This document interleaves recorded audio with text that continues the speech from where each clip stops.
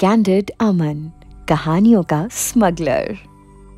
गुस्से में तमतमाते अश्मायु का गुस्सा दादू की बात सुनकर ठंडा तो पड़ गया, लेकिन बावजूद इसके उसने सताया संचिता को। संचिता ने दिलाया दादू को उनका वादा याद। संचिता और दादू के बीच की बातें सुन ली थी अश्मायु ने, जिसके बाद उसने भी बनाया मन संचिता के प्लान को फेल करने का।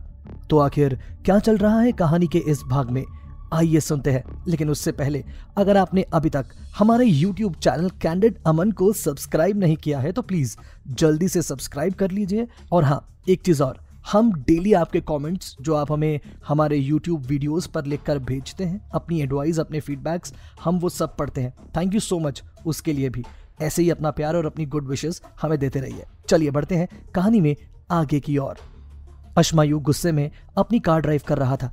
कहीं ना कहीं उसके साथ हुई इस प्रॉब्लम के पीछे संचिता ही थी। अश्मायु इस बात से बुरी तरह से गुस्से में था और इस समय उसका मन चाह रहा था कि वो सारा का सारा गुस्सा जाकर संचिता के ऊपर उतार दे। अश्मायु की कार तेजी से अपने विला के बाहर आकर रुकी और वो तमतमाते हुए कार से बाहर आया। अश्मायु ने अपने कदम वहां से घर के अंदर लिए तो उसके चेहरे पर गुस्सा साफ नजर आ रहा था। अश्मायु ने अभी सीढ़ी चढ़ी भी नहीं थी कि उससे पहले ही दादू ने अश्मायु को बीच में टोकते हुए उससे कहा, अंशु बेटा कहाँ था तू? अश्मायु के कदम रूम में जाते जाते रुक चुके थे। अश्मायु ने पलटते हुए दादू को गुड आफ्टरनून विश किया, जिसके बाद उसने दादू की बात के जवाब में कहा, दादू मैं वो किसी अर्जेंट काम से बाहर गया था तो बस अभी लौटा हूं। कुछ अर्जेंट नहीं है तो I really need some rest. दादू ने आगे बढ़ते हुए अश्मायु के पीठ को थपथपाते हुए कहा, वेल डन मेरे बच्चे, I am proud of you. मुझे संचिता ने बताया कि कल रात कैसे तूने जिम्मेदार बनके उसे संभाला है। मुझे सच में मेरे पोते पर गर्व है। दादू के मुंह से प्राउड वाली बात सुनकर अश्मायु के चेहरे पर गुस्से के बादल कुछ हद तक छट चुके थे। अश्मायु दादू की तरफ देखते हुए स्माइल पास करता है और अपने दादू को जवाब देता है, दादू वो मेरी वाइफ है और उसे प्रोटेक्शन देना मेरा फर्ज है। मैंने कुछ भी एक्स्ट्रा ऑर्डिनरी नहीं किया है। दादू को अश्मायु की इस मॉडेस्ट बिहेवियर पर और भी ज्यादा गर्व हो रहा था, लेकिन अश्मायु ने यह सब इस समय दादू की नजरों में चढ़ने के लिए किया था। असल में तो उसे संचिता के पति होने के फर्ज निभाने में कोई दिलचस्पी नहीं है। दादू ने अश्मायु से अब रेस्ट करने के लिए कहा और वहां से चले गए। इधर अश्मायु रूम में आया तो उसकी नजरें इस समय संचिता को ही खोज रही थी, लेकिन संचिता उसे कहीं भी नजर नहीं आई। अश्मायु को जब संचिता कहीं पर नजर नहीं आई तो उसने सबसे पहले अपने पहने हुए कपड़ों को बदलने की सोची। यही सोचते हुए अश्मायु ने अपने लिए क्लोजेट से कपड़े निकाले, जिन्हें अपने हाथ में लिए वो वहां से सीधे वॉशरूम में चेंज करने के लिए जा चुका था। इस समय अश्मायु का सच में थकान से बुरा हाल था, क्योंकि बीती रात उसने संचिता को संभालने के लिए अपनी काफी एनर्जी वेस्ट कर दी थी। ऊपर से मेघना को लेकर अश्मायु पहले ही काफी हारा हुआ महसूस कर रहा था। अश्मायु ने अपनी पहनी हुई टी शर्ट रिमूव करते हुए वॉशरूम में कदम रखा ही था कि उसे वॉशरूम में अपनी उसी जकूजी टब में संचिता सोती हुई नजर आई। अश्मायु को इस बात पर हैरान होना तो नहीं चाहिए था, लेकिन वो फिर भी हैरान था क्योंकि संचिता उसकी बात मानते हुए वहां सो रही थी। अश्मायु के दिमाग पर पहले ही गुस्सा सवार था। उसने अपने हाथ को आगे बढ़ाते हुए जकूजी बाथटब में पानी चालू कर दिया। वॉशरूम में आने और संचिता को वहां देखने से पहले अश्मायु का नहाने का कोई प्लान नहीं था, लेकिन संचिता को वहां सुकून से सोते देखकर अश्मायु ने उसे तंग करने की सोची और ये प्लान अभी अभी बना लिया था। संचिता को अश्मायु के ऐसा करने की खबर तब हुई जब उसे अपने नीचे से भीगने का एहसास हुआ। संचिता की आंखें फौरन खुल चुकी थी। संचिता ने नजरें उठाकर देखा तो वहां अश्मायु बिना शर्ट के अपने दोनों हाथ बांधकर खड़ा था। संचिता सकपकाते हुए उठकर खड़ी हो चुकी थी। संचिता ने अश्मायु से गुस्से में कहा, अब क्या आप मुझे यहां सोने भी नहीं देंगे क्या? अश्मायु ने संचिता के साथ जकूजी टब में उतरते हुए कहा, जरूर, लेकिन मेरा नहा लेने के बाद। अश्मायु अच्छे से जानता था कि उसके नहाने के बाद वो बाथटब काफी समय के लिए भीग जाने वाला है, लेकिन बावजूद इसके अश्मायु ने संचिता को तंग करने के लिए यह सब किया था। संचिता पांव पटकते हुए वहां से जाने लगी थी कि अश्मायु ने संचिता की कलाई को थामते हुए उसे अपने साथ बाथटब में ही रोक लिया, लेकिन अश्मायु की पकड़ इतनी स्ट्रांग नहीं थी और संचिता पल भर में उसकी पकड़ से छूटकर बाहर निकल चुकी थी। अश्मायु के चेहरे पर संचिता को सताने के भाव एकदम साफ नजर आ रहे थे और साथ ही वो मुस्कुराहट भी। इधर संचिता भी वहीं नजदीक में बैठकर अश्मायु के वहां से जाने का इंतजार कर रही थी।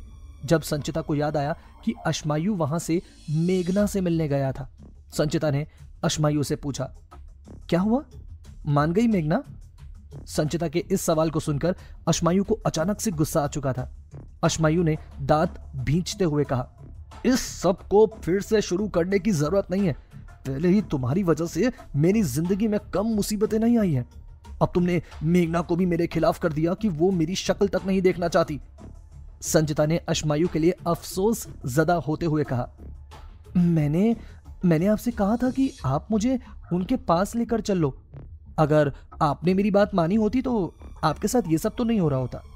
अश्मायु ने संचिता से कठोर शब्दों में कहा, तुम्हारे आने से पहले भी उसे मैं ही मनाता था।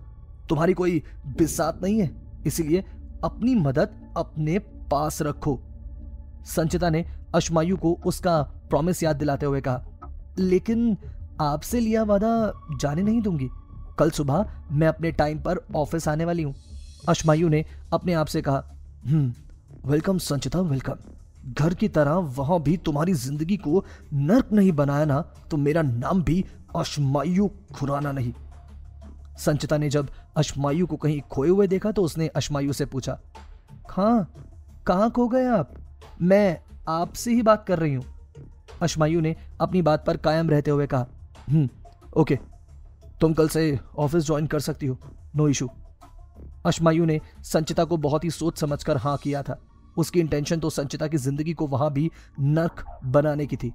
संचिता ने सोचा कि उसे दादू को उनका प्रॉमिस याद दिलाना चाहिए, जिसकी वजह से संचिता ने अश्मायु से शादी की थी। संचिता अचानक से उठी और वहां से सीधे बाहर निकल गई। अश्मायु संचिता की इस फुर्ती को देखकर हैरान था। संचिता के जाने के बाद अश्मायु ने अपनी आंखें बंद करके अपने दोनों बाहों को सुकून से जकूजी बाथटब के दोनों ओर फैला लिया था। इधर संचिता वहां से सीधे दादू के रूम की तरफ बढ़ चुकी थी। संचिता ने बेसब्री से दादू के रूम के डोर को नॉक किया तो दादू ने उसे अंदर आने के लिए कहा। संचिता अंदर गई तो दादू इस समय एक आराम कुर्सी पर बैठे थे। उनकी आंखें बंद थी, लेकिन बावजूद इसके दादू ने संचिता की प्रेजेंस को नोटिस कर लिया था। दादू ने संचिता से कहा, कहो बेटा, कुछ कहना चाहती हो? संचिता ने दादू से कहा, दादू, मैं बस आपको आपका किया हुआ प्रॉमिस याद दिलाने आई थी। दादू ने अपनी आंखें खोली और संचिता से कहा, बेटा, मुझे सब कुछ याद है। मैं अपना कोई भी प्रॉमिस भूलता नहीं हूं। मुझे पता है इस शादी को करने के पीछे की तेरी शर्त क्या है, और तू फिक्र मत कर। अब तेरी परेशानी तेरे इस दादू की परेशानी भी है। मैं उसे ढूंढने में जमीन आसमान एक कर दूंगा। दादू ने अपनी जगह से उठते हुए संचिता के सर पर हाथ रखा तो संचिता ने दादू से इमोशनल होते हुए कहा, थैंक्स दादू। दादू ने संचिता को कहा, थैंक्स की जरूरत नहीं है बेटा, ये मेरा भी फर्ज है और वादा भी। संचिता ने दादू को बताया, दादू, मैंने अश्मायु से बात कर ली है। कल से मैं उसी पोस्ट पर फिर से काम करने वाली हूँ। इस सच के करीब आने के लिए मुझे ऑफिस जाना बेहद जरूरी है। दादू ने संचिता के सर पर हाथ फेरते हुए कहा, ठीक किया तूने बेटा। सच के करीब जाने के लिए तुझे वहां लौटना होगा जहां सच छिपा है, बस हमारी नजरों से ओझल है। दादू और संचिता के बीच हो रही इन बातों को दादू के डोर के बाहर खड़ा अश्मायु भी सुन रहा था, लेकिन सब कुछ सुन लेने के बाद भी अश्मायु को समझ कुछ भी नहीं आ रहा था कि दादू और संचिता आखिर किस बारे में बात कर रहे हैं। लेकिन इतना तो अश्मायु समझ चुका था कि जिस तरह से अश्मायु के इस शादी को करने के पीछे मजबूरी है, उसी तरह से संचिता के भी इस शादी को करने के पीछे एक मजबूरी है। ऐसा कौन सा वादा लिया है संचिता ने दादू से? अश्मायु यही सोच रहा था जब संचिता ने अचानक से दादू के रूम के डोर को खोला और अपने कदम बाहर रखे।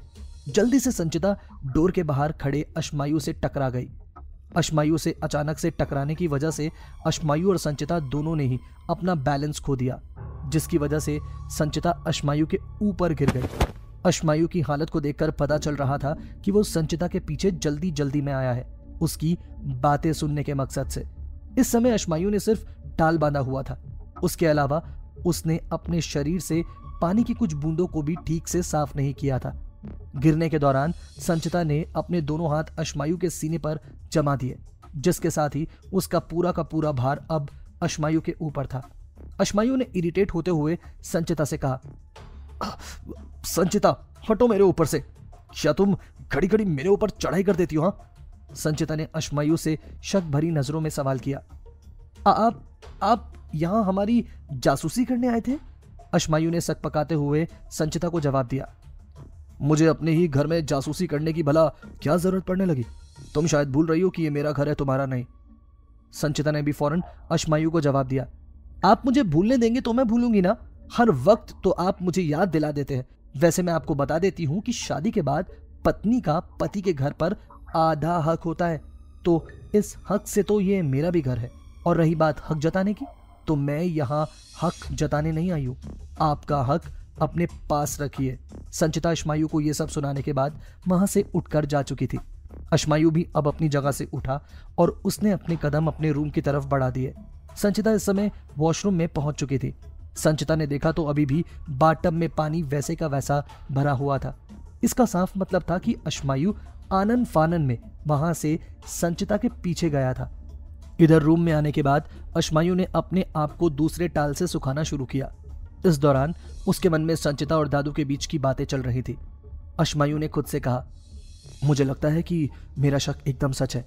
इसने पक्का दादू से ये सब अपने नाम करवाने का प्रॉमिस लिया है, तभी तो ये मेरा ऑफिस ज्वाइन करना चाहती है। कितनी चालाक लड़की है ये। मैं इस लड़की के बारे में एकदम सही था। इसका ऑफिस में आने का एक खास मकसद है। लेकिन संचिता सचदेवा, अश्मायु खुराना के होते तुम्हारी राहें इतनी आसान तो नहीं होने वाली। देख लेना, खुद दादू ही तुम्हें ऑफिस से धक्के मार कर बाहर निकालेंगे। And I mean it. Ashmayu ने इन बातों के दौरान अपनी कॉलर ऊंचे कर लिए। इधर संचिता ने बाथटब में पानी को ड्रेन करने के बाद उसे अच्छे से ड्राई कपड़े से सुखा दिया, जिसके बाद वो एक बार फिर से रेस्ट करने के लिए उसमें बैठ चुकी थी। कल रात का हैंगओवर और कुछ हद तक शरीर में दर्द ने संचिता को थकाया हुआ था। उसे भी नींद की सख्त जरूरत थी, लेकिन इस सख्त बाथटब में उसे नींद आनी मुश्किल थी।